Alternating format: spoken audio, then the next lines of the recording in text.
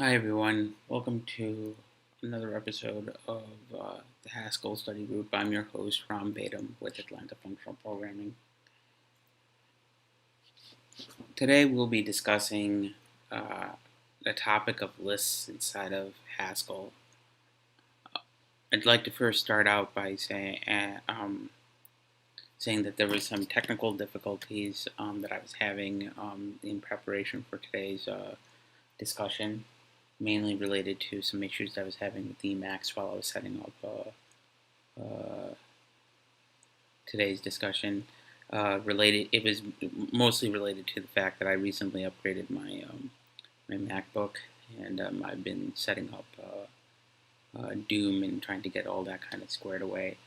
And as a result, for the purposes of today's discussion, I'm not going to be using Dante and a lot of features that you may have come accustomed to seeing me use inside the Emacs buffer, just mainly because of the fact that, again, some of that stuff isn't properly configured, and looks like there's a couple of things I'm going to have to do in order to resolve some of those issues. So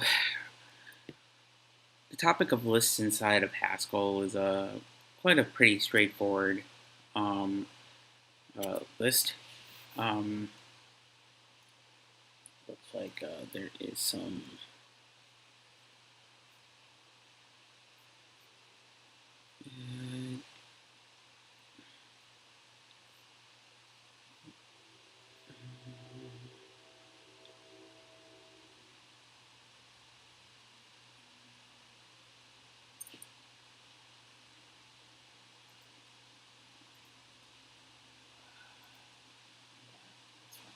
okay, my apologies. Just again, a couple things that have been related to some administration going on. Okay, so let's talk about lists. Again, for folks who are following along in the Learn You Haskell book, Learn You Haskell doesn't have a particular chapter dedicated to the topic of lists, but there is a section inside of Chapter 7 on modules that talks about data.list. It might be a bit outdated, but some of the concepts in there, when I looked at it, looks like they would match one-to-one with what we'll be discussing today. Additionally, if you're looking through the Haskell programming book, that is Haskell Programming from First Principles, we're dealing with Chapter 9. So, what are lists? Well, the best way to look at lists is really look at the data definition of the list. So we could use that by going and looking at the data constructor for list. All right. When we do this, you'll see that there's a bunch of type classes, instances that have been defined for this. But the type of list essentially is this type definition here. A list of A is related to either an empty list or a cons of an element in more of a list.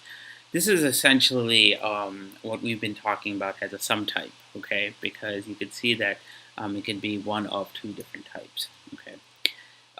The list with no arguments is known as the nullary constructor for the list because it's taking in no arguments.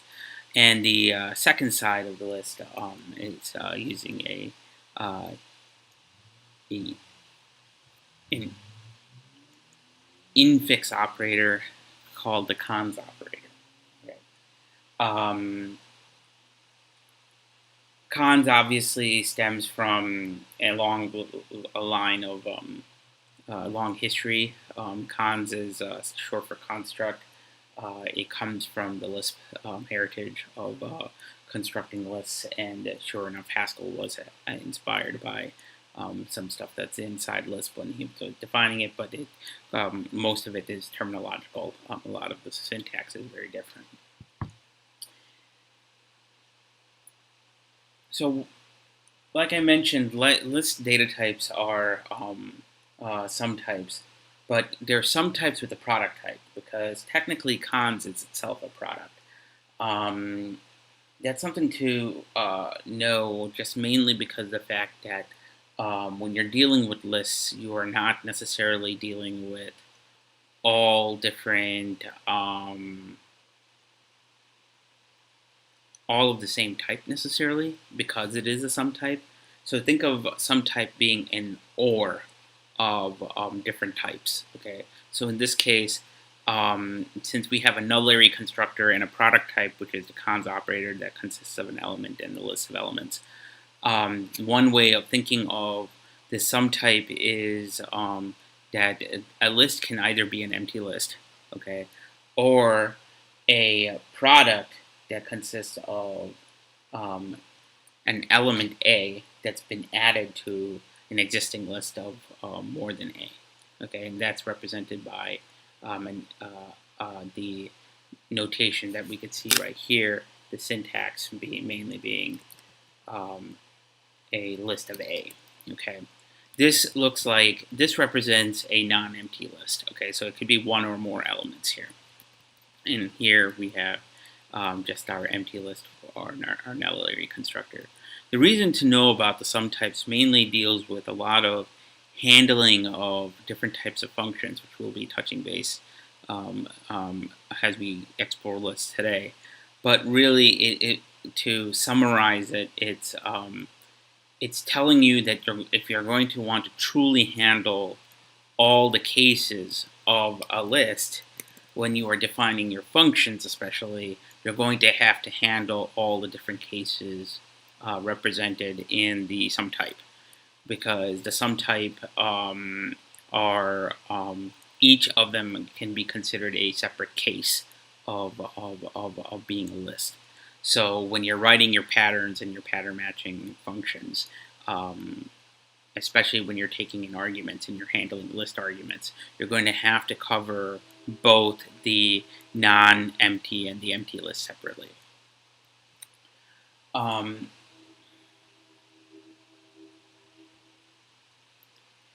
The other thing to note about the list data type being a sum type is that it's an exclusive OR.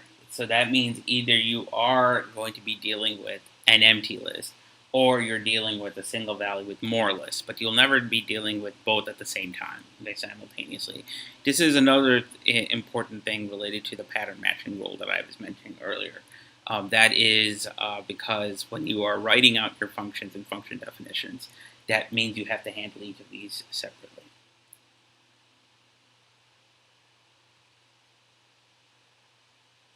The cons operator specifically can be looked at separately from the operator that we just saw earlier. Sorry, I'm using the wrong syntax here. Info that. And what this is ultimately an infix operator that could also be used in a prefix form if you put around parentheses. Then, for example, you could see that you can leverage this sort of syntax too as well. But so it's not anything special in terms of the syntax. But when you're reading these things, it might be easier to go ahead and leverage the cons operator in the infix form, especially when you're starting to write your rules, because now you can handle the case of grabbing the head of the element separately from the rest of the list in two different rules using the same syntax. I mean, you can read through it pretty easily. And you can actually ignore different aspects of the actual list. And we're going to look at this with a simple example. Let's say that we are going to be defining, let me just make sure that I can actually load pages because I'm in here. Okay, good. Okay, excellent. All right, so let's say that we're defining our first element. We're going to do some pattern matching on this. And the first thing that we want to obviously do is handle, let's say, grabbing the head of a list. Okay, head can also be named first. It goes by many names: head, first, car. If you're coming from the Lisp family of languages, it's just grabbing the first element of a list, the head of the actual list itself, the head node. Okay, the element the value that's in the head node. The way you would define it is going to be simply in Haskell defining it on a simple pattern matching, right? So what you could do is one way of doing it, and we could define it here in the prelude, or we're just going to go ahead and define it in our file afterwards. Is let's say that you want to create this, you want to grab the head of a list, you're going to ignore the rest of the list. Remember this in our pattern matching, the underscore means ignore. You're not going to, you don't care what arguments are coming after the cons operator, and you're just going to grab this, all right? Now, if you look at the type that's inferred by this, you can see immediately that my head is going to take in a list and return a list, the first value. Now, if we go in and actually go and define this in our file, obviously you're going to have to first define the actual function signature here. You say that it's going to take in a list and then return. You don't need to necessarily specify the type class for list arguments. It's in this case, because it's pretty self-explanatory from the notation. But if you need to specify anything on the actual types of arguments, you want to constrain the types of arguments that the list is going to be passed in, you could certainly do so. Once you do this, you could just go ahead and then, do what we just did before, and we could just simply, oops, sorry, not true, X. And now if we load this guy into our list overview, you can see now the type of, actually it might be better for me to first do this, just so that we're going to be working from now on in our buffer. And if we try to look at the type of my head, you can see that the type of my head is true. If we do, 1, 2, 3, 4, 5, you can see that it'll grab the first element. Okay, has started ignoring the rest. One thing though is a keen person who's reading this, and this is why I was mentioning that we need to think about this. We could do this actually. Before I get to that, let's go ahead and complete this section, this clean. We could also do the same thing with no. Okay, 1 second. Let me see if I could. Yeah, that's fine.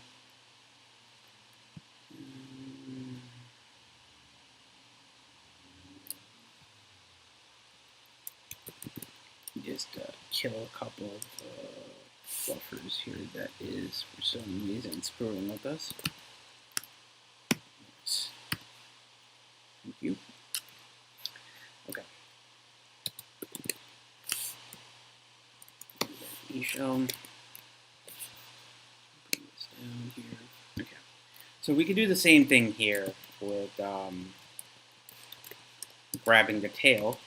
Again, I personally like, just because I come from Common Lisp, I like car and cutter, so I won't pollute the discussion on car and cutter. For folks who are coming from that, you can certainly see, if you want, you can actually name it this way. This is the Lisp syntax for grabbing first element. List. But you don't really need to define it this way. But we'll go ahead and define it the way we were defining it earlier, which is this. My head. Okay. You could also define it first if you really wanted to in rest. That's used by, if I'm not mistaken, Common Lisp has first and rest, but it's also there in Closure and a couple of others that deal with lists. Now with tails of lists, what you could do is you could do the exact opposite, right? You are grabbing the rest of the list, which means it could be one or more elements. So when we go ahead and define this and we reload our guy, And it looks like there is something that I am, oops, sorry. I probably messed with the notation here. You can see now when we do my tail on the same 1, 2, 3, 4, 5, you can get the rest of the list. But there's a problem with both my head and my tail because both my head and my tail don't necessarily handle one thing, and that is the empty list. Because the empty list, like I said, is a separate data constructor inside the Lisp data constructor. Right? If you look at the Lisp type again, the empty list is a null array data constructor. That's the first case inside of the sum type. In order to address this, we're going to have to, and we can actually see this. Let me go ahead and show you this. If we go and try and use my head on an empty list, we'll get an exception because of the fact that, again, it says non-exhaustive patterns and functions in my head. That means that it could not match a particular pattern that matches this particular input, and so it went ahead and skipped out and removed, ignored it, and drew an exception from the REPL. This is pretty standard. We've seen this many times so far. There isn't anything new here. So when you're dealing with handling those cases, you could just go ahead and write the two cases that you're handling, just like this. And you can see that if we do this, we will handle my head. Oops. There is something that we had to do. That's right, that's an empty constructor, so I can't just necessarily use that. If I am dealing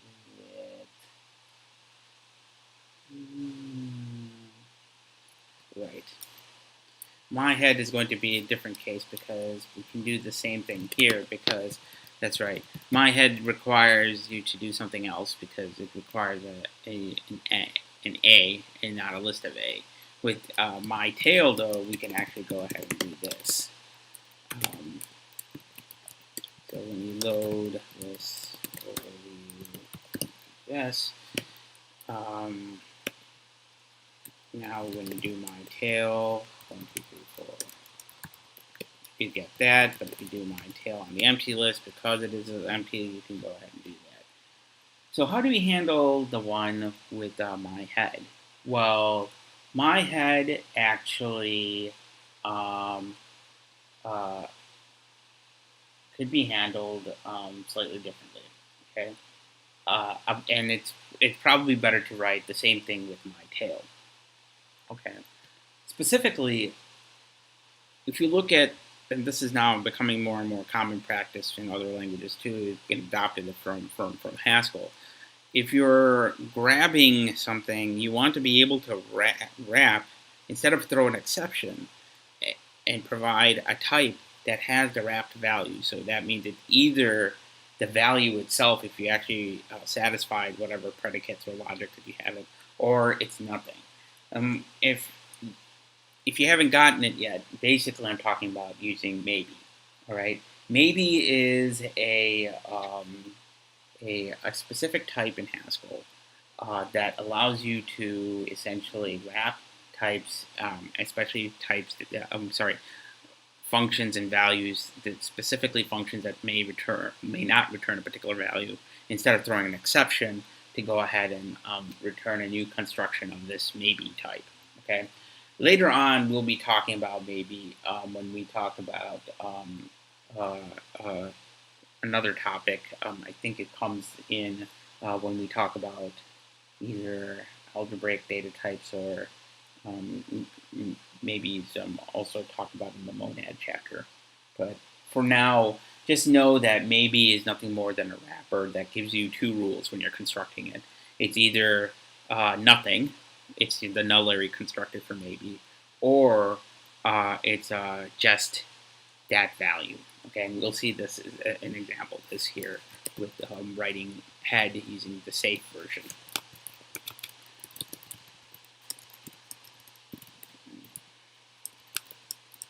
And what I'll call this is the exception safe version of head. Okay? And head. So we'll call this safe head. It's going to take in a list, and it's going to return maybe A. Okay? Okay. So in this case, when we do safe head and we get a non-empty list, we're going to just return just A and just X. Okay? Otherwise, if we are returning an empty list, we'll just go ahead and return nothing. Okay? So when we do this now,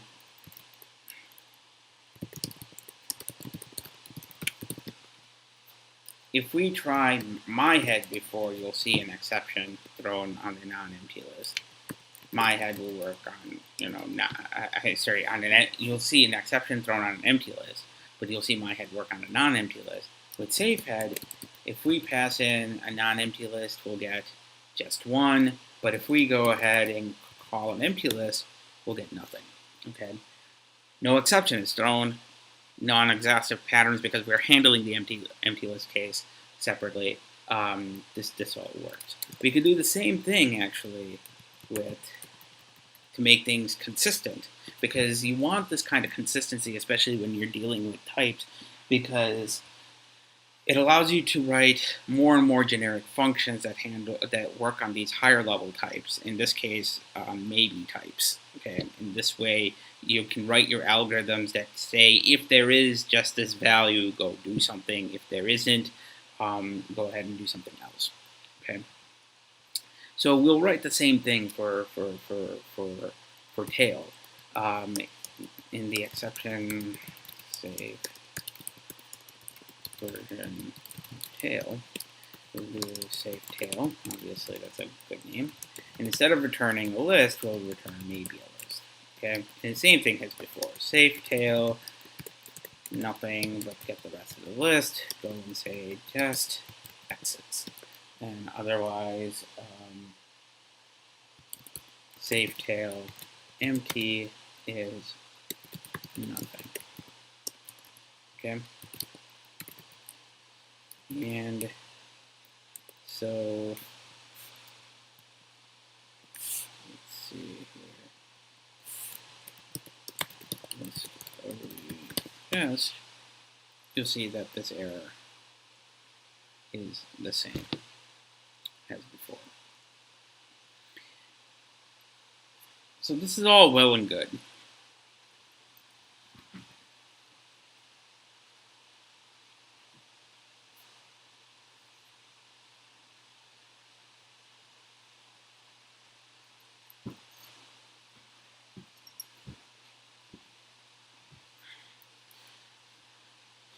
But there's something to be aware of on this maybe type. And that is the fact that when you're still not actually pattern matching on the actual contents of the maybe type. Okay, in this case, we're pattern matching on the list. We didn't go and change the parameter signature to say you're taking a maybe type here. We're actually returning it as part of this. Now, later on, you will see examples of us using probably maybe types as parameters. But for the time being, just remember that although you are returning maybes here, what you're really still operating on is on the list itself. Okay. Also, the other thing that you could certainly look at is you could have also written, instead of nothing, just the empty list. So instead of doing this,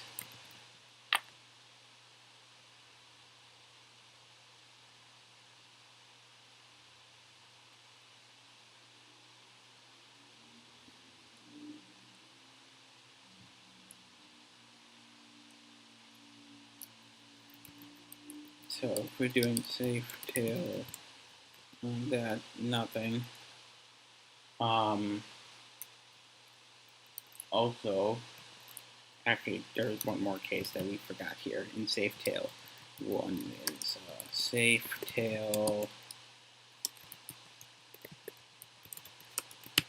and that is if there's only one value in the list, and you got nothing, so you can just say nothing here.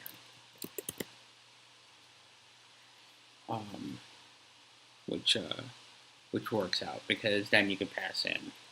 Otherwise, right now, let me just show you before I load this. If I do safe tail 1, you're just going to see that it returns just empty, all right? And that just empty is okay if you're looking at, extracting the value and dealing with the empty list, but you're going to actually have to write some logic around this, all right? But to make things a little more consistent, we're going to go ahead and add back this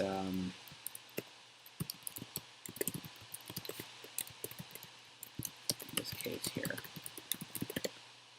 and we will go ahead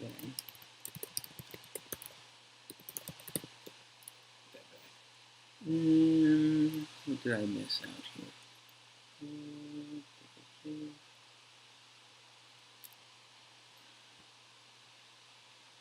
Redundant.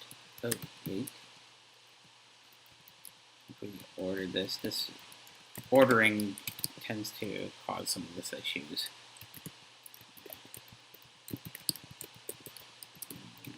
Yeah, now we have it. Save tail 1, nothing. Save tail empty is also nothing, but save tail with 1, 2, 3 will give us the rest of the thing. So you can see that we've now actually encountered the correct ordering of this.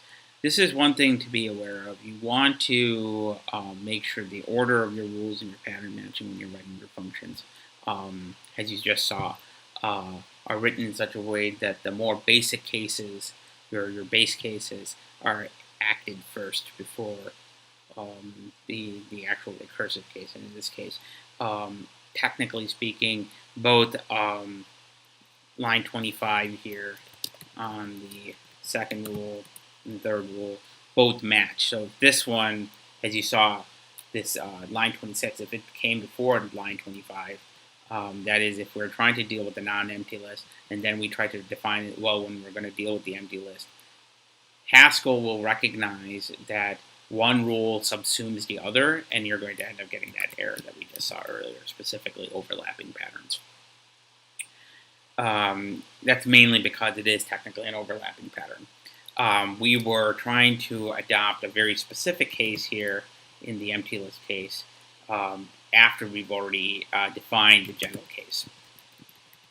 So a little bit of,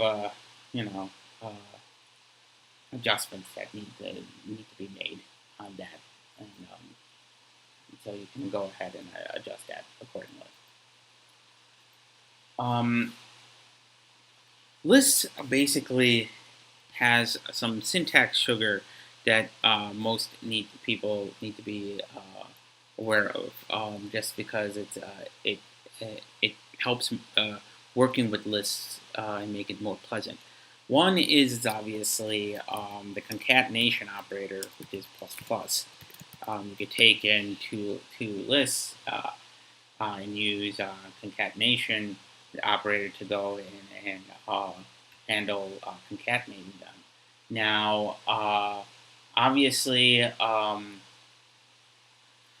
this syntax is equivalent and to the more verbose version, where you use the const operator to construct a list, okay, and then concatenate that with for. And this is using the overload of handling,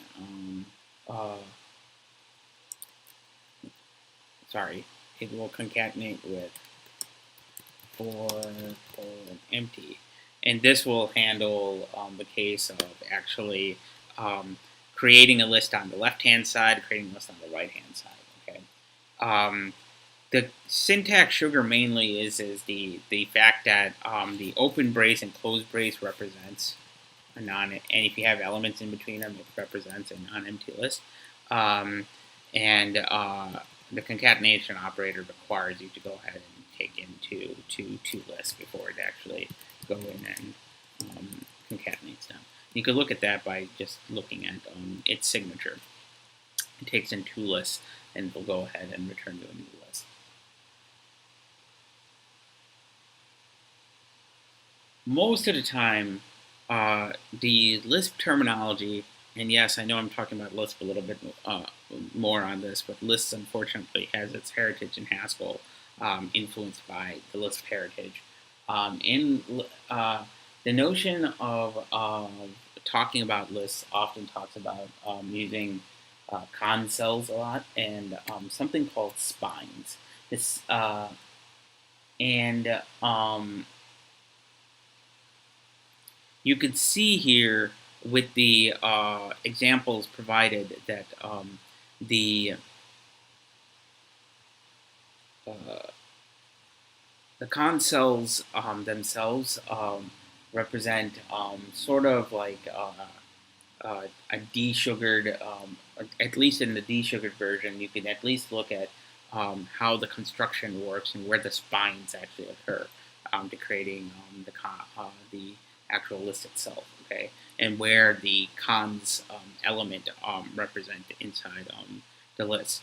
The desugared versions also should make it clear that you are dealing with kind of like a linked list style data structure, just because obviously when you have the cons operator hooking on like that, the next value is going to be essentially a pointer.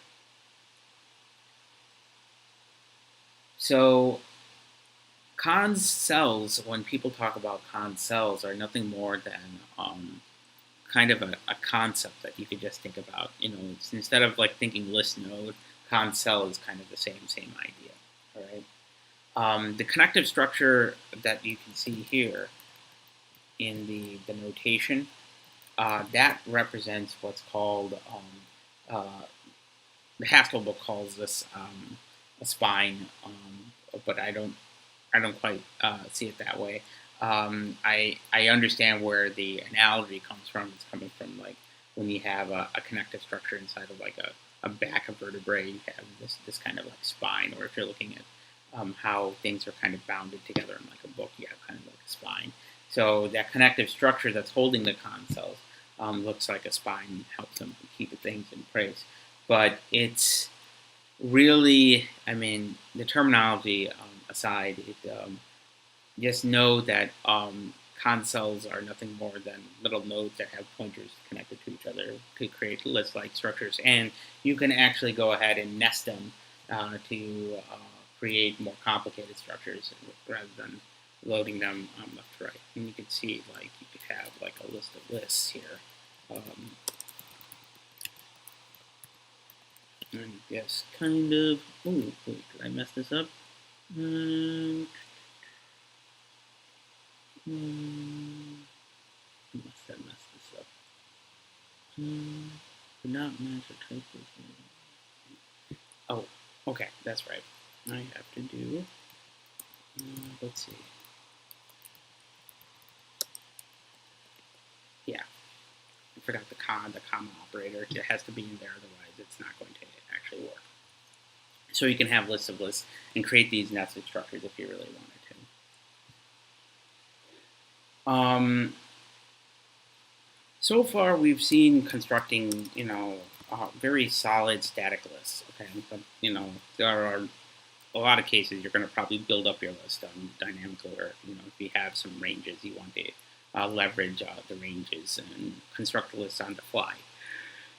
So this way, when you're passing in data, if you know the ranges ahead of time, you don't necessarily need to you don't need to construct the list ahead of time to to do transformation. You could pass the range in, and if you know that you're generating some sort of subrange, you can go ahead and leverage that. So in Haskell, there's a couple syntax sugars that you could definitely use to create ranges. Okay. Actually, we covered a couple of things related to generating lists when we talked about enumerated type classes, because a lot of that can be used also. I'm going to show both here, just so folks who haven't actually who weren't with us last time can actually cover that. The first thing is obviously if you wanted to create a range from some lower bound to some upper bound. Okay, so that can be represented by two dots in between a lower bound and an upper bound. Like in this case, when we hit enter, we'll get the first 10 integers. This actually goes ahead and matches something called enum from to. Okay, and let me just show you this the signature for enum from to. Enum from to. It basically takes in a lower bound, the first argument, an upper bound, the second argument, and it'll go ahead and return a list between those two. There has to be some way of incrementing from those two. So if you look at this, you can actually go ahead and use enum from to then to actually do the same kind of thing. Similarly, you can also provide a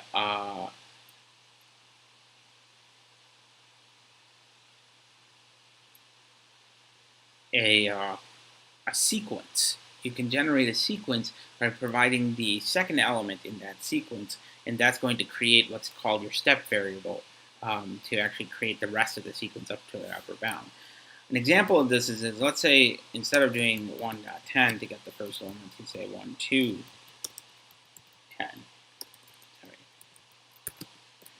Okay, you'll see that this is the same idea. Okay, but so when we do, and this equivalent is actually enum from den2, which will take 1.2.10 and will create the first things. Another example of this from den2 function is if we're creating a sequence like of the first odd numbers up to 10, we could do 1, 3, 10, and you'll see that it returns 1, 3, 5, 7, 9. This is the same if we do enum from den2 of 1, 3, 10, 1, 3, 5, 7, 9. So there's just syntax sugar for a lot of the enum functions. And the other thing is the list construction, the ranges that we're talking about, won't necessarily have to go through this. This is, we can also handle other types. So like if we wanted to do A to E, it'll actually go ahead and create strings for us accordingly, A to E. And you can use from enum from to actually go ahead and grab the subsets if we wanted to. So in this case, AE, we'll go to A to E. And it's the same thing as if we do A, C, E. You can see that it's going to only get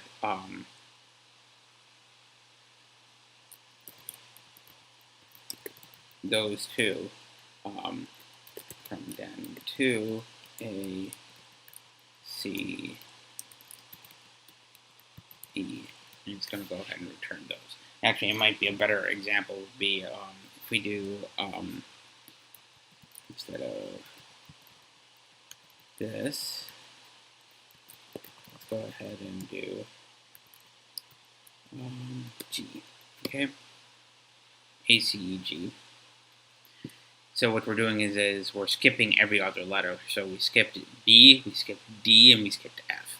Okay. And again, this is the same thing here with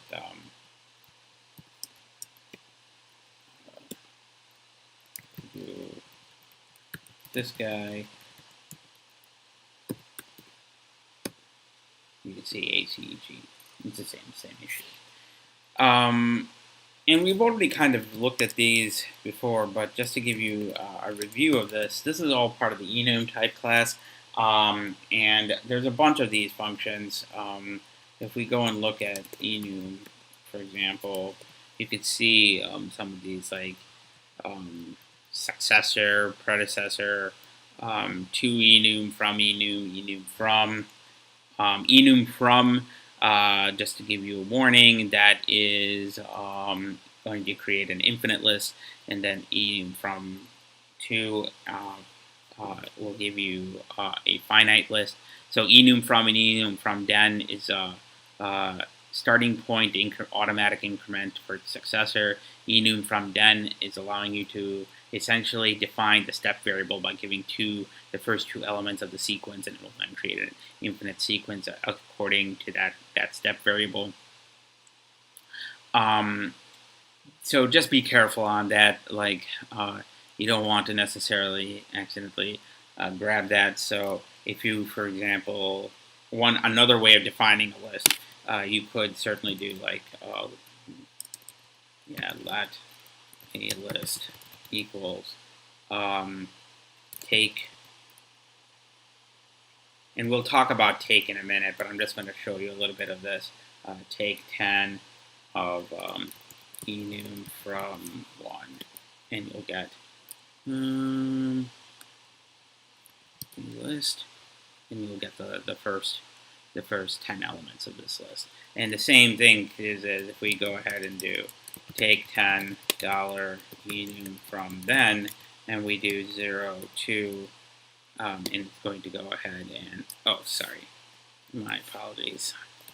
Take $10 enum from then 0 2. You'll see that it'll create, it'll get the first 10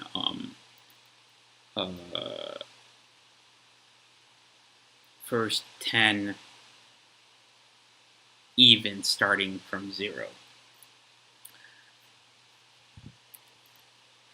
And there's all sorts of other things. If I really don't want to actually show you how enum from is an infinite list. Just do that, but be warned, if you just say enum from and then pass in an argument and you do not use take, you are going to essentially lock up your REPL. Are there questions on this?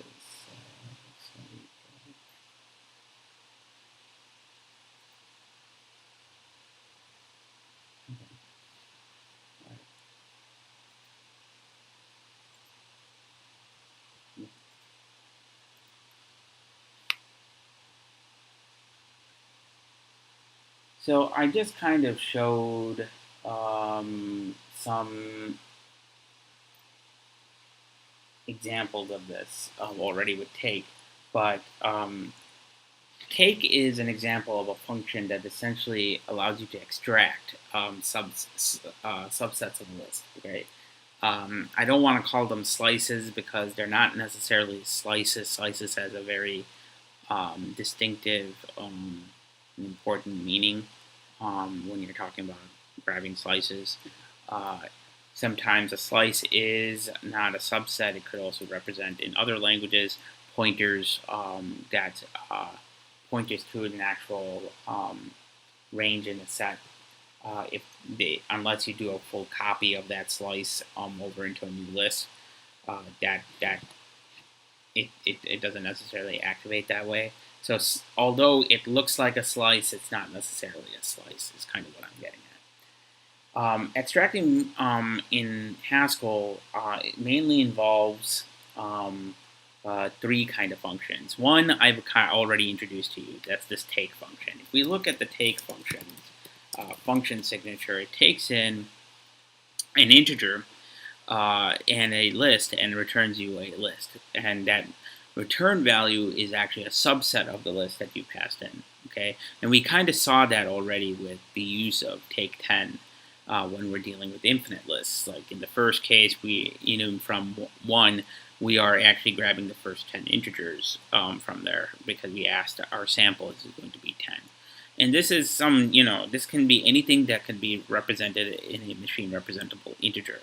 So you could pass in, take 100 and then do enum from 2, and you'll get the first 100 integers here. Okay, sorry, the first 100 even numbers starting at 0. You can also, in a similar fashion, use a function called drop to actually drop the first elements. Okay. Now, obviously, when you're dealing with infinite lists like I'm doing here, you're not going to necessarily drop the first and then let it keep running. So what I'm going to do is I'm going to first take a list that I put in. Okay, let's say I've taken the thing, and then obviously a list is now that. So if I try to run take 5 of a list, I get the first 5 of it. But if I say drop 5 of a list, it's going to actually give me the rest of it after dropping the five that the first 5 integers. It's going to give me the rest of the list. Okay, dropping and taking combinations are going to allow you to do some pretty interesting filtering mechanisms. Okay, the other one that you're going to be encountering is something called split at. Okay, so but first let me show you drops function signature. Drops function signature is kind of the same as that. Split at is also the same. It's going to take the same arguments as drop and take. It'll take in an integer and a non-empty list. But what split at does is it partitions the list at some value. Okay, so let's go ahead and let's do. So we have our. Let's add an example to make this a nice even thing. Now, let's go ahead and do that. So we've already seen take 5 on a list. We've already seen drop 5 on a list. But let's do split at 5 on a list. What does this do? Well, what this does is it literally splits at 5. It will keep adding stuff to the A list, to one list, okay, until it hits the value you provided, and then the rest of the elements are going to be inside the second list that it then returns as a tuple. Now, split at can actually do stuff such as if you pass in something that's not in the list at all, it's going to go ahead and do what I just showed you here, move everything into one list and not in the other list. So you can use this in various ways, like for example, writing an algorithm to see if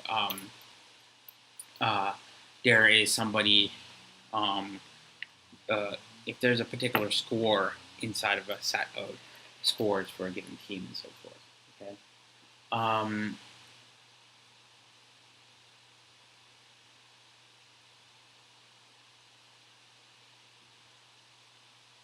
We've already seen examples of using take on an infinite list. We can also use drop on finite lists that are created by Enum from den. So we could do drop, Enum from den to 0 to 20, and you'll see that it'll give you, and this is the same if we do also drop $5 Enum from 10 to 20. Okay, oops, sorry. Accidentally added a parentheses there. From 2 to 10 to 20. Okay.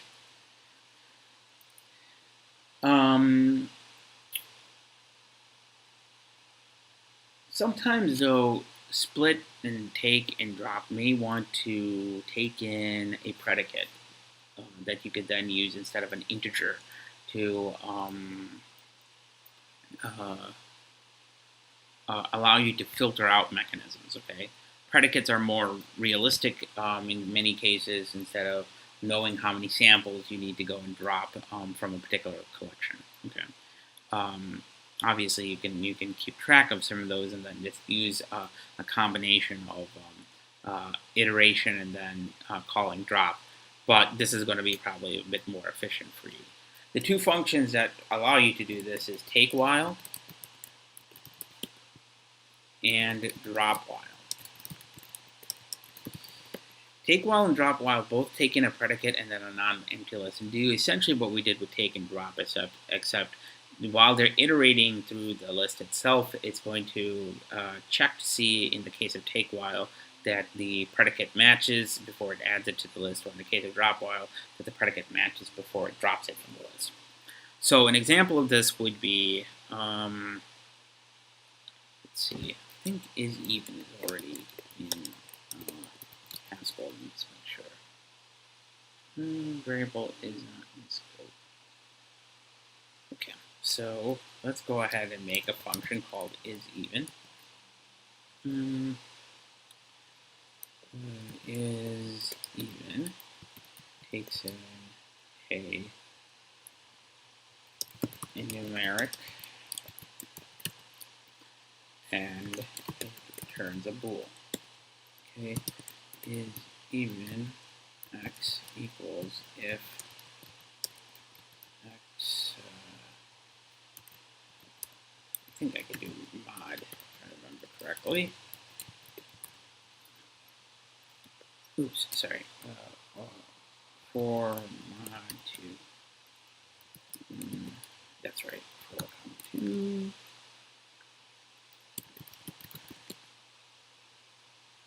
I am messing things up.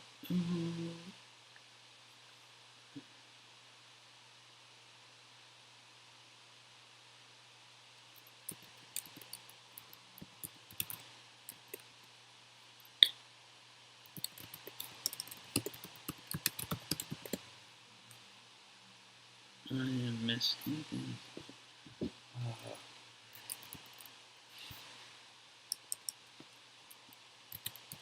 Oh, not open parenthesis. That's why I'm an idiot. My apologies. I've been working in different languages. I keep forgetting sometimes that I have to move into that. I can't.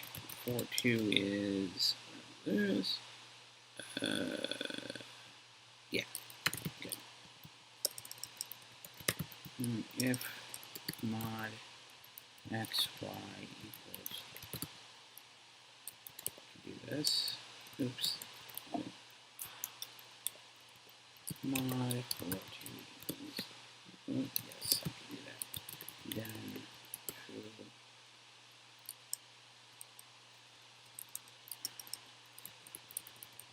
And I guess we'll see if I could just do that, because I don't really want to write then true or it's false, because the function itself, the predicate, can handle that for us. Let's see. Load this overview HS. Oh, sorry.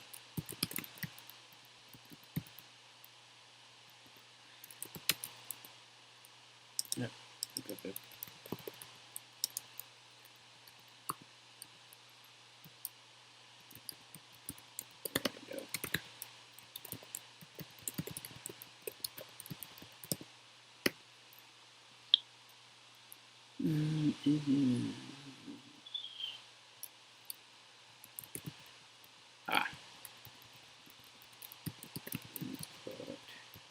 EQ.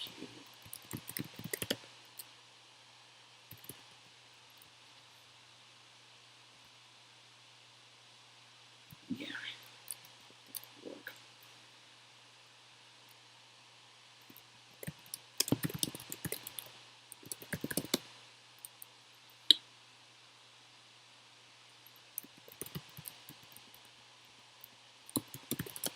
Instead of using that, let's go ahead and do that.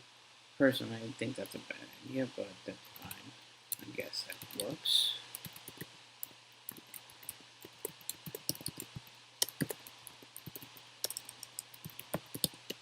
There we go. So now we have this function for this even 5 is even minus 5. Nothing is even minus 4. Good. Alright, we have our function, our predicate.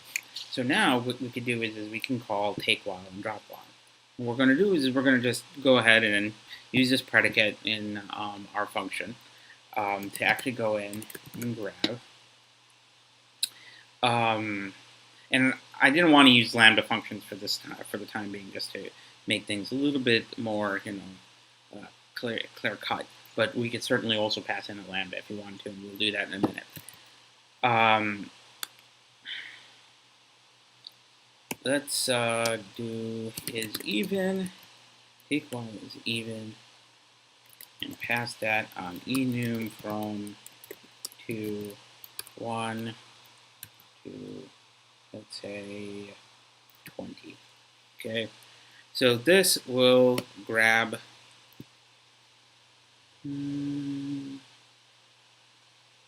nothing. Because the first element that it got was false. Let's go and do this. Okay. So what this is going to do is the first false, it's going to go ahead and it's going to stop. Okay, it's going to preemptively stop. Okay, so as you can see here, it hit 0, and it will then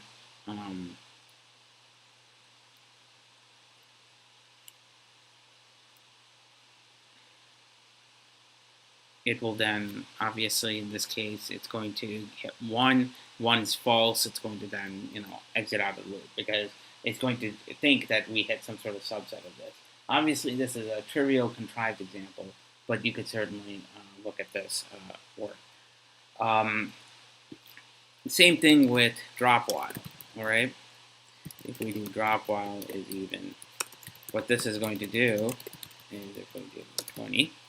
Is it's going to grab the rest of the list. Okay, it's going to only drop the first element that's been even, because once it hits the second element, it's going to be odd, and then the rest of the function is going to work as the same. But let's say that you want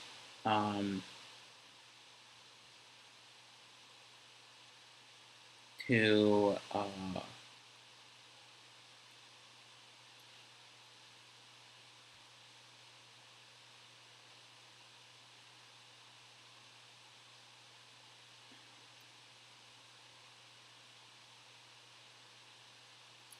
because this take while and drop while is going to take stuff until the first condition isn't met.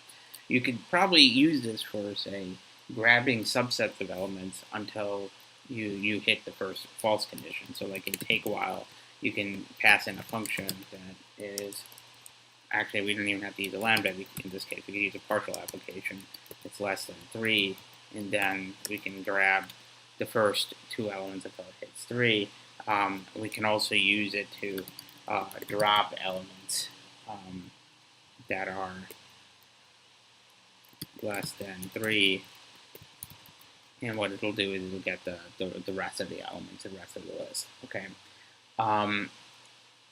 In this case, with the partial application, you saw that you could get the empty list too as well, and we saw that already with our take while is even function. We can use this also in even with predicates like this. Okay. If we do 1 to 10 here, since the first element is not less than 6, it's going to go ahead and say that it's going to be, there's nothing there. Another one that you can look at is if we pass in a lambda, okay, and we can use a lambda to define odd numbers. So take while, and we'll use this, mod x to greater than 0. Okay. Or we could do equals 1 just to make things equal. It doesn't actually matter because, in fact, that in case of mod 2, it's either 0 or 1. It's a simple group. So we could just go ahead and do this. And what you'll end up doing is you're going to grab 1. 2 is obviously going to be 0. It's the first condition met. That isn't met is going to short circuit the loop, and we'll end up getting only a list of 1 in this function.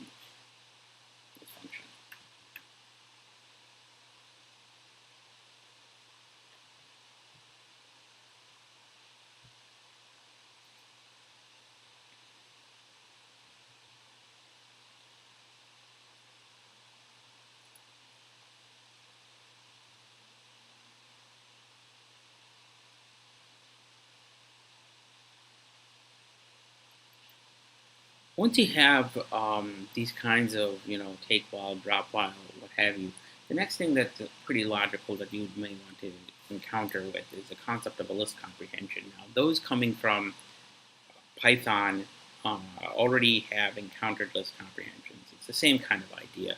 List comprehensions isn't new even in Python. Python didn't invent the idea contrary to popular belief. It is the first, maybe the first language that kind of gave you a popular implementation of it. But the idea of list comprehensions actually stem all the way back to mathematics, where you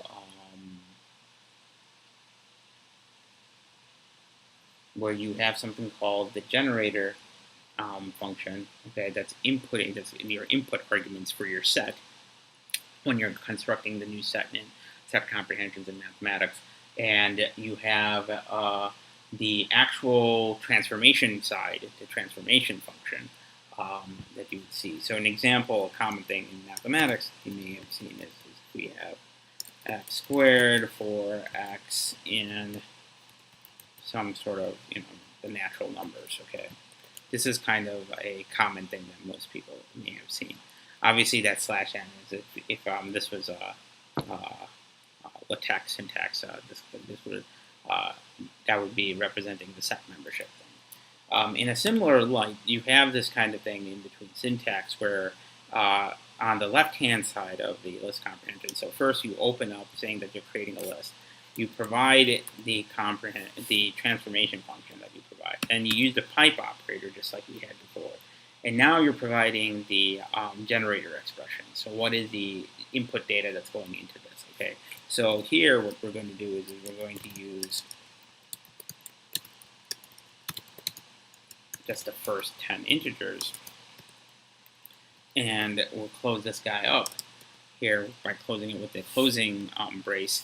And when we hit enter, it's going to go ahead and generate. It's going to evaluate first the inner generating expression, create the finite list, and then iterate through that list, passing it to essentially calling a map on the list, and it will actually go in and create a new list for you.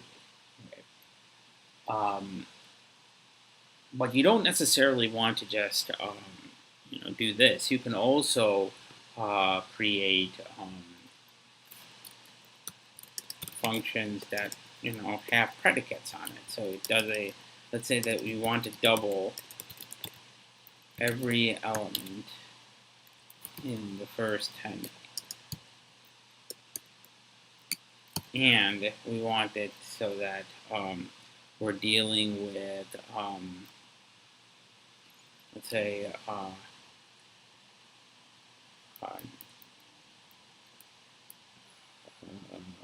let's see, not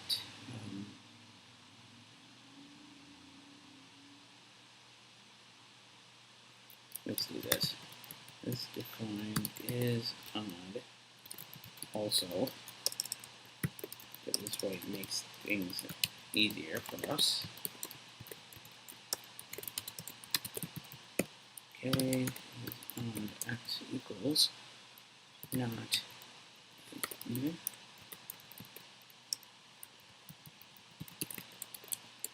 I think it's not. It may be negate, but I gotta remember this. Yeah. And I don't need this. I can just do $sign not even. Is odd.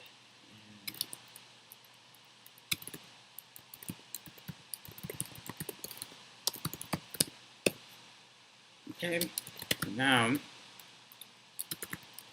let's say that we want to double the first 10, the first few odd integers that we encounter in our first 10 here. Right? So we could just simply say is odd x here, and it's going to go ahead and grab it's going to satisfy the predicate. Okay, this is the same as in, if you did this in Python for folks, 2 times x for x in range 1, 10, and if we had some function is odd x equals true. And this is kind of the same syntax, okay, the same idea. I think actually it can even be shorter for in Python. Instead of saying is odd x equals true, you could also just say is odd x as I did before. but I've seen some code that does it this way too. So either or is perfectly all right. The main thing is the to notice in this list comprehension expression is the right hand side is representing your generator expression, and it includes one or more predicates that need to be satisfied, and it is used as a way of filtering the data set that's being generated by the generator expression. So you start with the generator expression and then have it go through these one or more filters, and then ultimately, which is all ANDed, and then ultimately that final subset is then passed into the transformation function in an iterative fashion to create your final list.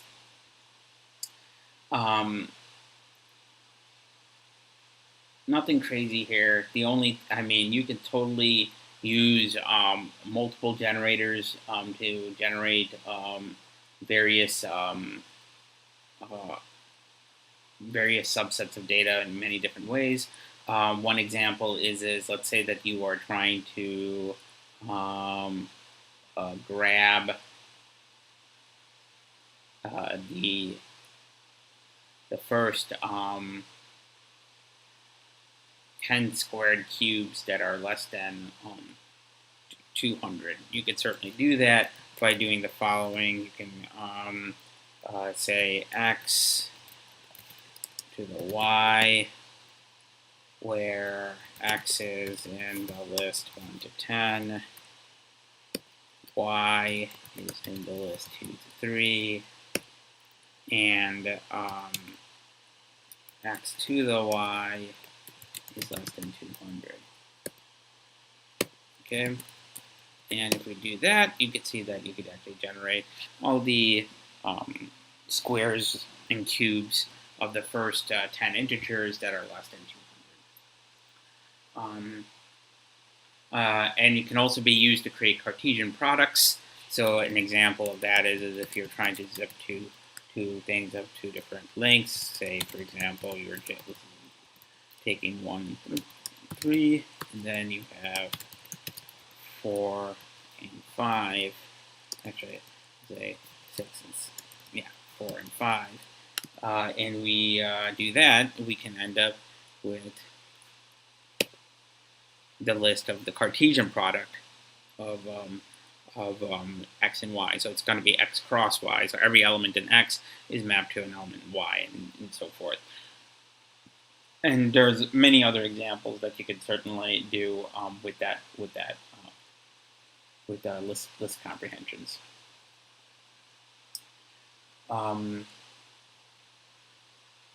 One thing to note is list comprehensions work not with just elements of integers. Strings are technically, remember, strings are also lists too as well. So the same elements of that's used in lists can certainly be used it can be used on strings. An example of this is if we end up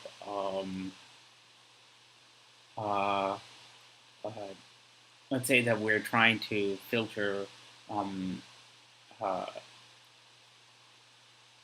the capital letters inside of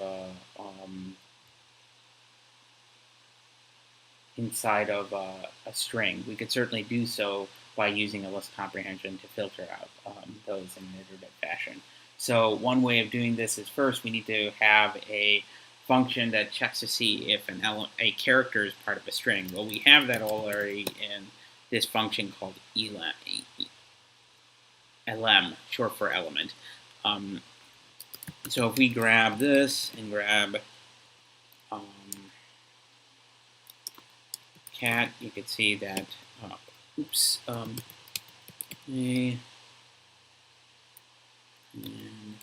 cat, you can see that it's true that element is part of a cat, but if you do,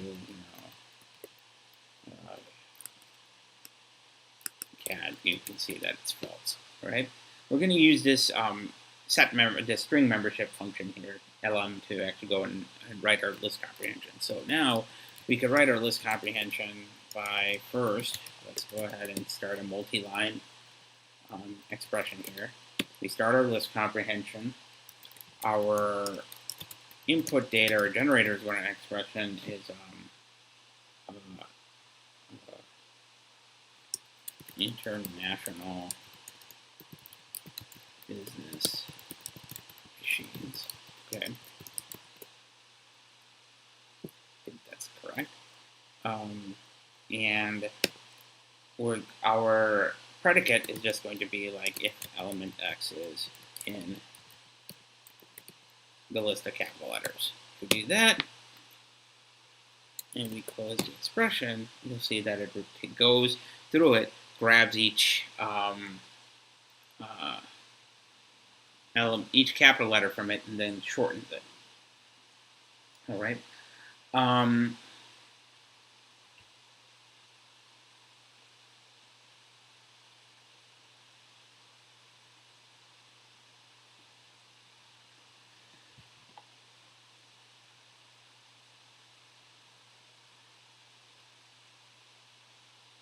But we can now, obviously expand this to creating its own function if we really wanted to. Since it is a list, it could take any list that we pass in, and it could create an acronym out of it. So let's do that. We can go ahead and create a function, and let's call it this. Yeah, let's do it this way. We just go ahead and say let macro, and let's say since we're dealing with the x's. Actually, let's do macronym, and the first element must be a string class. So let me do this. Let me just do this. Let's do this type T. It's a character. So what we could do is we could just do this. We could do acro is going to take a list of characters, okay, and it's going to produce a list of characters, okay, and now we could say let acro provide x's, provide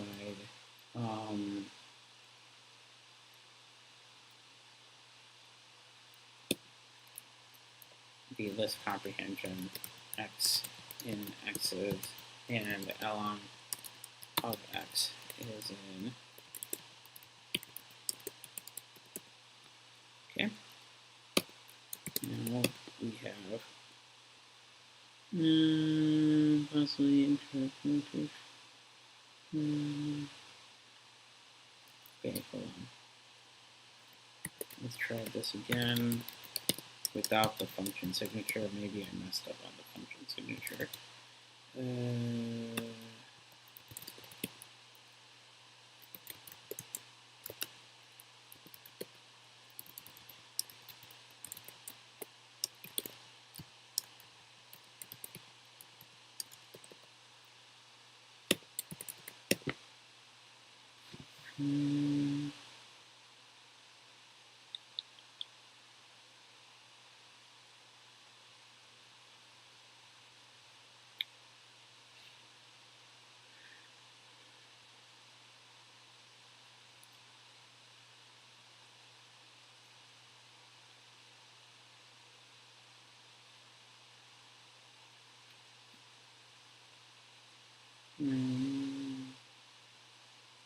Let's see if we can do it this way.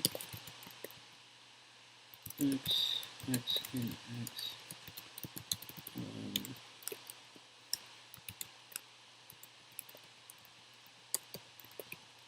It's short enough so we can actually do that. Okay, so we now have a function that if we look at the actual thing, it'll take a character and then a list of characters and do that. We got that inference. So if we just go ahead and pass, let's say,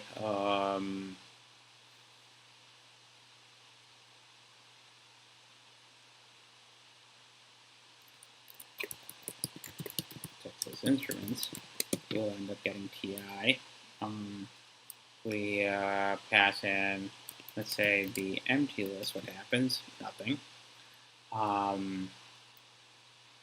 If you pass in something that has only lowercase stuff, it will give you nothing. So it looks like this function is actually working, and I think you can see through the examples that this function will actually get through those issues. We talked about spines a little bit, and spines, how the console represents the spine, how this creates this connected structure. Okay. When we specifically talk about it, though, we're actually talking about the fact that the spine itself represents the list has a tree, okay, where the cons operator itself is the root of the subtree. The left-hand child is going to be the value of it, and the right-hand child is the remainder of the list, which could be a cons operator. It could be, well, more than likely, it'll be a cons operator to have the next value and then the empty list. So you know that you're at the end of the list when you visited the child that represents the nullity constructor, which is a member of that could be part of the actual list itself. This sort of connected representation may make it look like that one exists before the console was constructed, but it's actually the other way around. And it's because of this fact that, and because we have lazy non-strict evaluation inside Haskell. In Haskell specifically, there's this feature that once you have this kind of connective structure, you can actually go and independently evaluate consoles rather than looking at what they contain itself.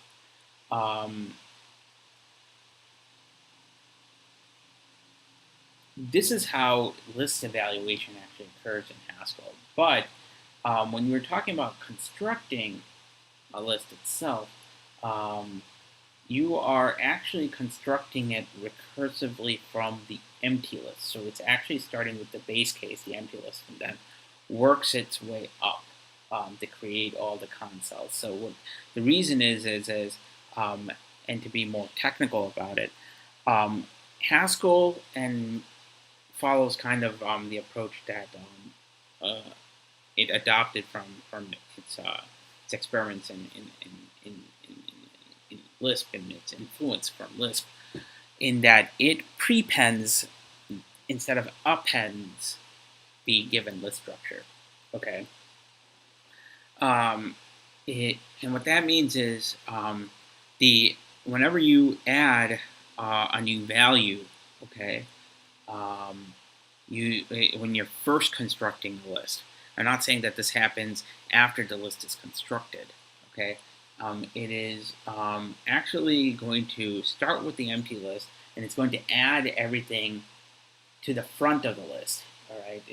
And then it's going to work its way up. So now what that means is it's going to create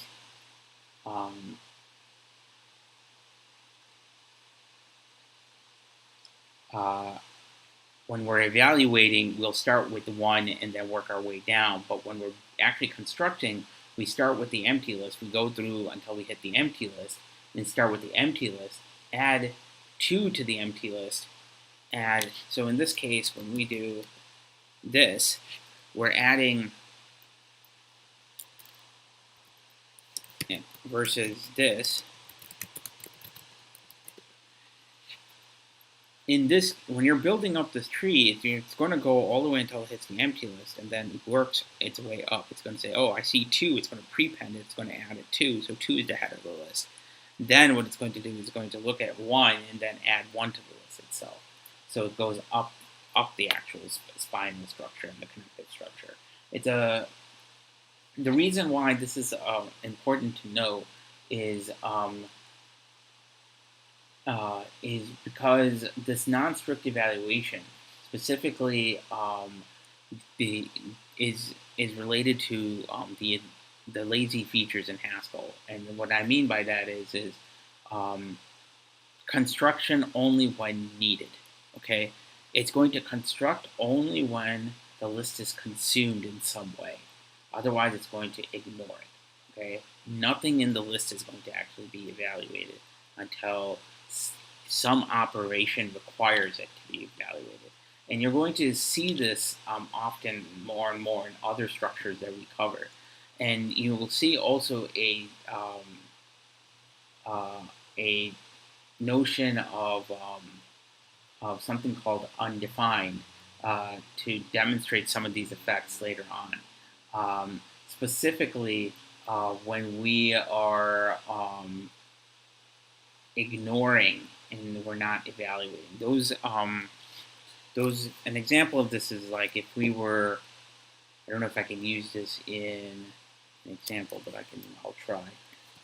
Let's say that in this example here, these underscores, which is used in pattern matching often, the underscores represents undefined effects to signify values that aren't actually going to be needed.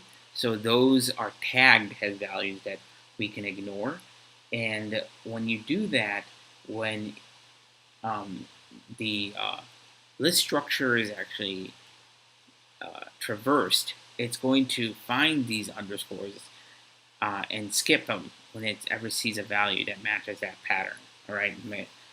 So in this case, if you try running this, you're going to see, this kind of error because of the fact that the underscores are ignored. They're not rigid type variables. So don't try and run this particular structure here like this. But this is a pattern that you can actually generate if you wanted to, and use in your function calls to actually traverse a couple of levels down if you wanted to actually go and find the functions themselves. Okay.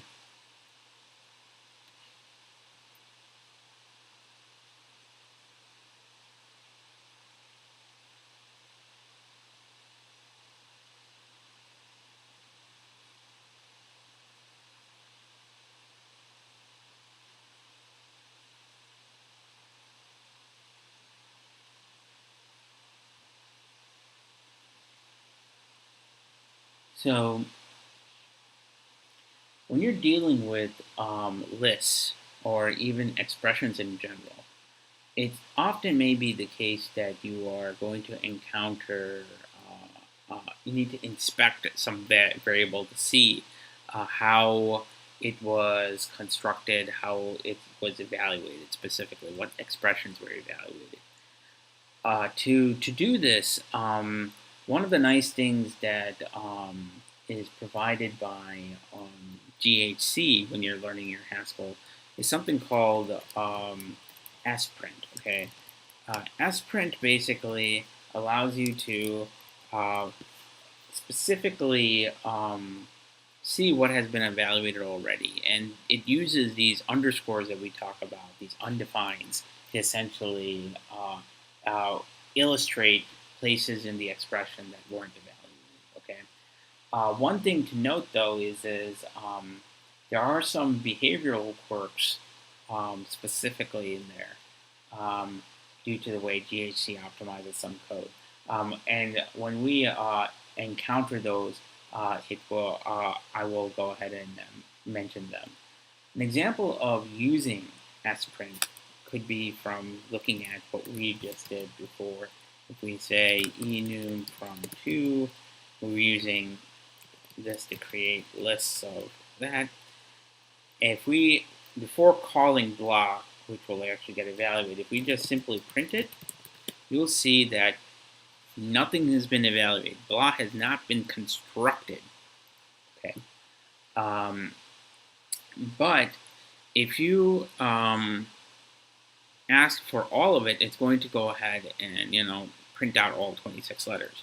So if we just do take 5 from this list, all right, we've got A, B, C, D, E, and we do sprint on blah, you can see that it actually went ahead and evaluated each time to grab yet another value from the list that has been constructed each time. Okay, So it will show you the construction of the list that it actually went ahead and created. Obviously, now you could, if you call the block length to block, it's going to actually evaluate the entire list. And now if you go ahead and then call this, it's going to show you that it printed out the entire string. And the reason why this is printed out as the entire string versus what we saw earlier is because the empty list was not added to the list there, list of characters, or in this case, some sort of null character. So as a result, it was treated as a console or a set of concells that are connected together in this connected fashion. Okay.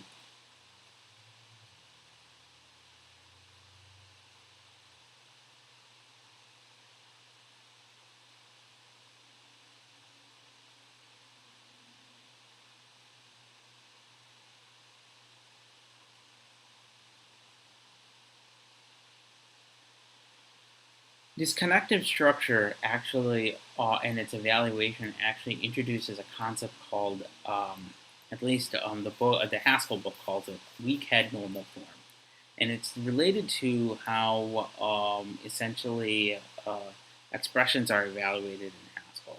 Okay, when we talk about normal form in terms of expressions in programming languages, we're talking about their evaluation rules. Okay, when you hear something is in normal form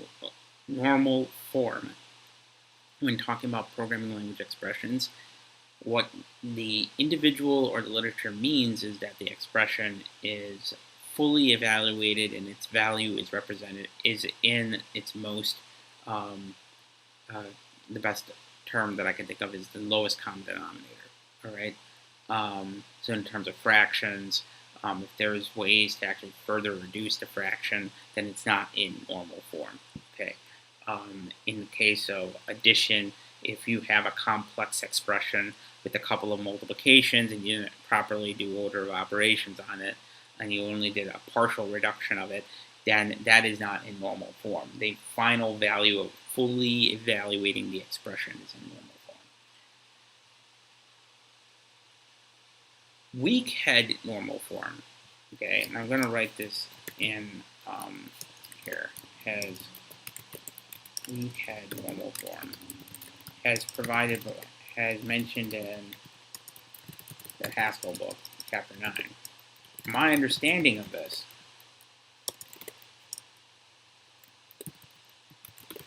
is that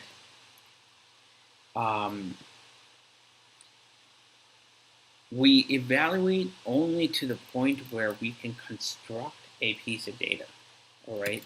If we cannot construct a piece of data, and what I mean by construct a piece of data, I really mean call a Haskell data constructor. So inputs that can be passed in to a data constructor that's defined in Haskell for a particular type. Okay. Until that happens, evaluation is going to continue. All right. After that, it's going to just say, okay, we can construct this type. Let's go ahead and construct it. They're not asking for any more than this, and then they'll return. Okay.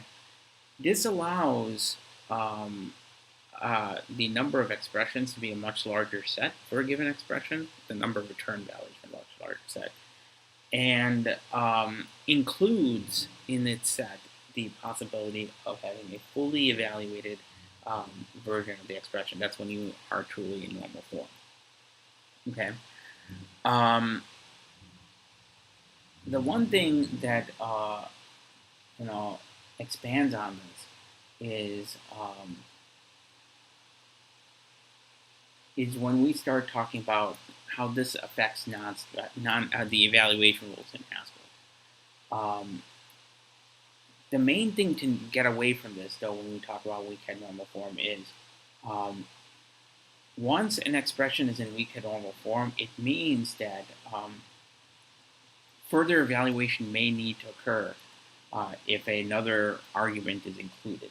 Okay, if all arguments have been bound, then and the expression is fully evaluated, then weak head normal form is also in normal form. Okay.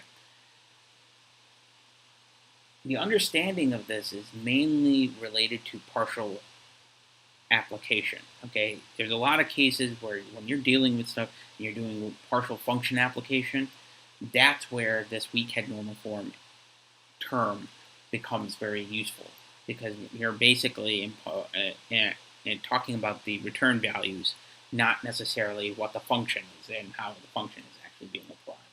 Okay.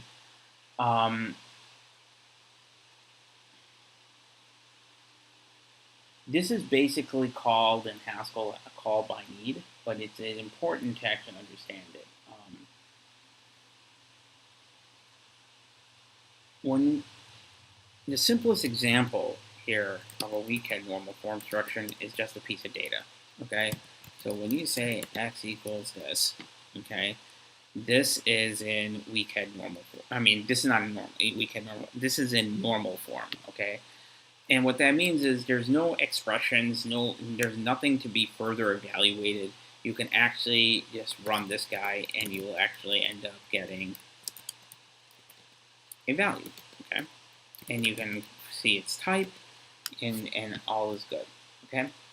But when you have an expression like, say, 1 plus 1, this is actually not in weak head normal form.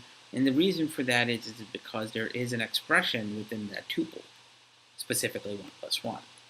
1 is in normal form, but 1 plus 1 is not in normal form. So when you hit enter, applications are going to occur, which causes further evaluation. You end up getting what ultimately is going to be in normal form. Okay. It's always going to occur until, again, further evaluation does not need to occur, okay? This can be applied to lambda functions, okay? So one example of this is if you create a function, let's say times 10, okay, and you create it as a lambda function, this expression, okay, in fact, I don't think I need to assign this. I think I can actually go ahead and do this, and you'll see that it's an expression that can't be further evaluated because it needs something to be bound to x, right? Now, obviously, if we assign this to a variable, what this is doing is it's preventing the evaluation from occurring on the expression. It's just now going to make this into a function. So now if we go and look at times 10's type, it's going to go ahead and say that it's going to require a numeric type, and then it can return a type of whatever that value is times 10. This difference of knowing when something is in weak normal form and normal form is particularly important when you start, again, looking at partial function application. Like in this case, we're not actually, although this isn't actually partial function, it's a function that was defined with a single argument, you can actually say that the application infrastructure can use the same thing. It's going to end up being the same sort of evaluation semantics when you're actually addressing this one versus something that has more than one argument. Because ultimately, you want to have the arguments all being bound before the function gets evaluated. When we construct, what does this mean for lists, though? Okay, well, for lists, when we're playing with lists,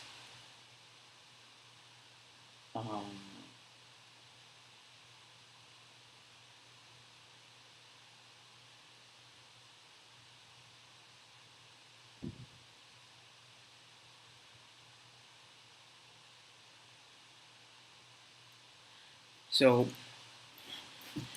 this is, I'm sorry, I may have written something wrong in my notes. I'm just looking at something. There's a comment here. Oh, okay. So I misspoke.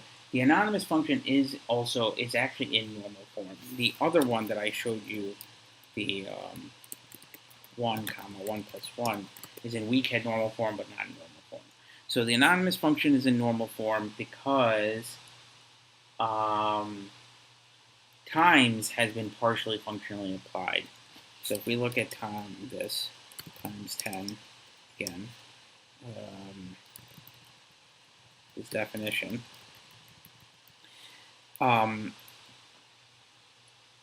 the place where it's going to be in normal form is if it becomes a function of one argument.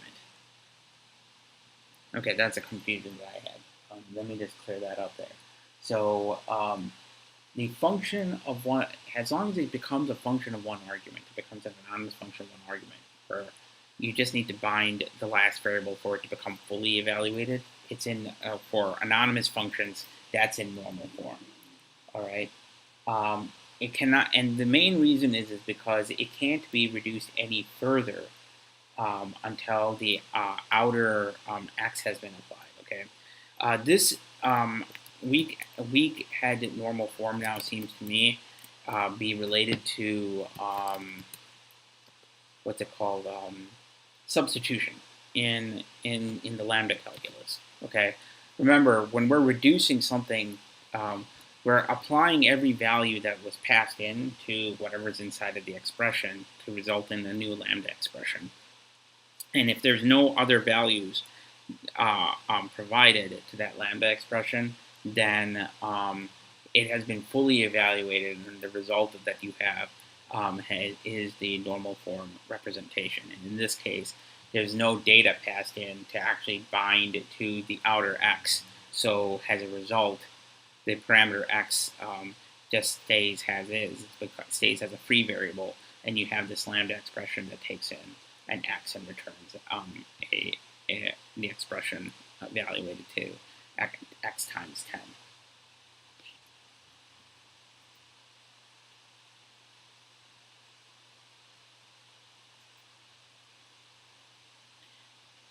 Now going back to what we were talking about in with strings and lists and so forth, the best thing to do when you're talking about with lists is probably just go ahead and handle with strings, because strings are lists of characters. Expressions that have lists of characters and is that hasn't been, that are in weak head normal form but not in normal form, include the following expression, where we have two strings that have not yet been concatenated to each other. This is in weak head normal form, non-normal form. Or all the values have been bound to their appropriate variables, but the actual final expression evaluation has not occurred.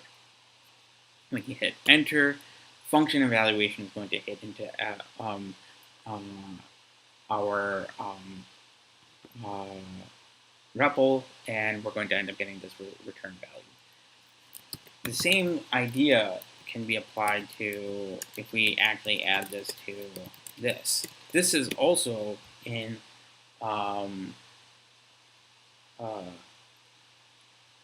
it's in weak head normal form but not in normal form, just like that 1 plus 1 example, because all the values have been bound to variables, but the function has not been fully applied.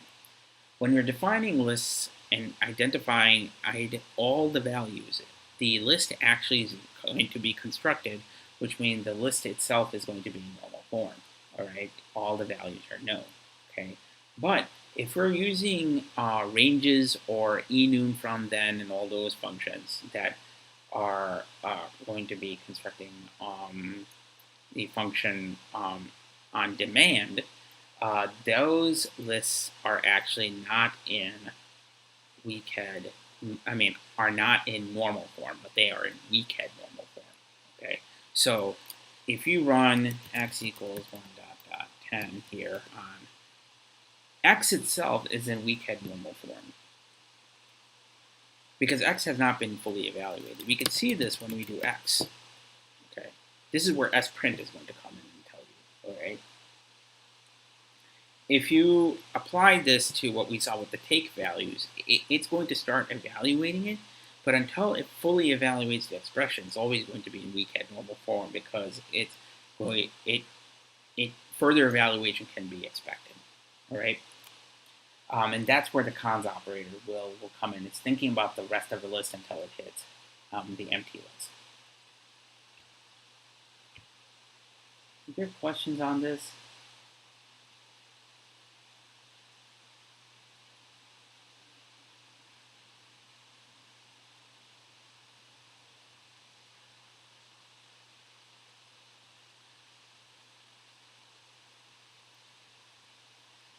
We can leverage this this structure to define various functions. One function that was already defined like this is our function length inside the list that will figure out elements of a list. Okay. When you are, it can use this to actually go in and use the ignore the bottom values to actually go in and ignore certain arguments that's going to be provided. And we could define this as basically our list goes into integer. If we have my length on the empty list, we know that we hit rock bottom, so we can actually go in and say that's 0. Otherwise, if we do my length on anything with x's, we can go ahead and say that this is 1 plus the length of the x's. Okay. Now, this kind of structure, again, it's going to go through and evaluate the list, and especially when you're dealing with ranges and you're applying this to ranges, this is where the construction is going to have to go through evaluation, consistent weak-head normal form evaluation, until it goes through and eats up the entire range that's been constructed. At that point, it is fully evaluated, and then length has already actually been computed, so you can actually go and return to that. You can use the same thing when you're defining sums, summations, or anything that requires list reversal. But we won't cover summations just to make things a little bit more simpler. I mean, just to, for the sakeness of time. Actually, you know what? Let's make this the last example. We'll do that. Let's go ahead and do this. My sum takes require the numeric and return. Oh, sorry. Let's say A and return A. My sum 0, because that's the additive identity, and then my sum x's is equal to x plus my sum x's. That's our recursive definition. But now if we go in and do this, overview, this,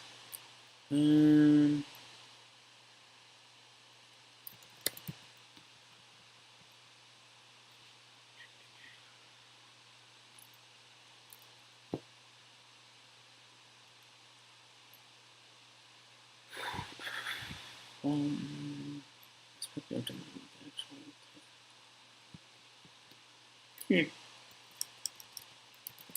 Let's see if this works.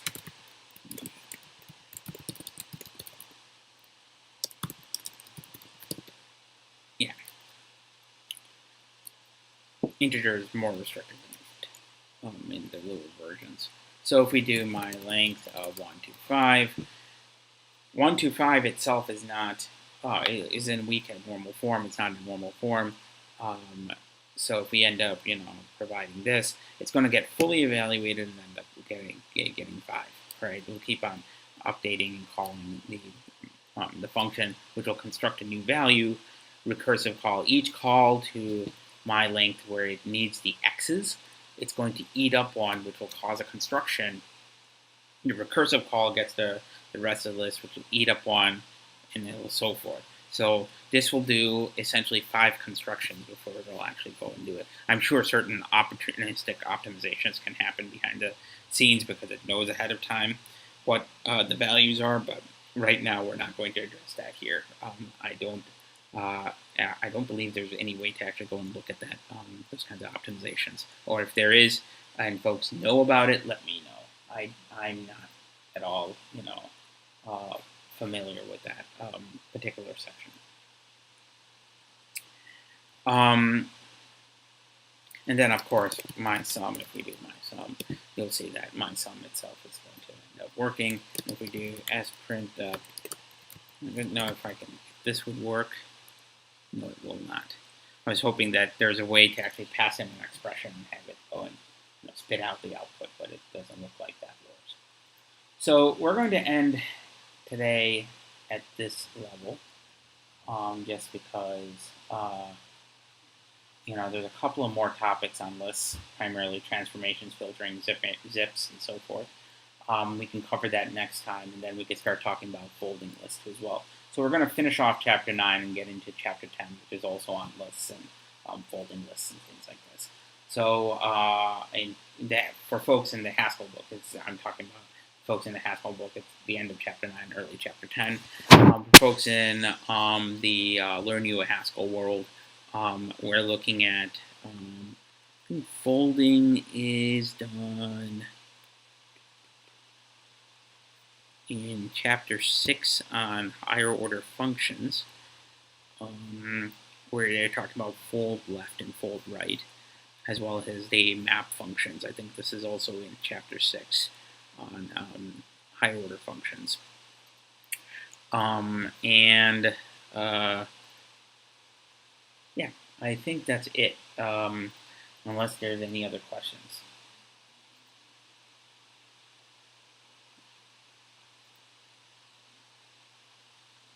All right.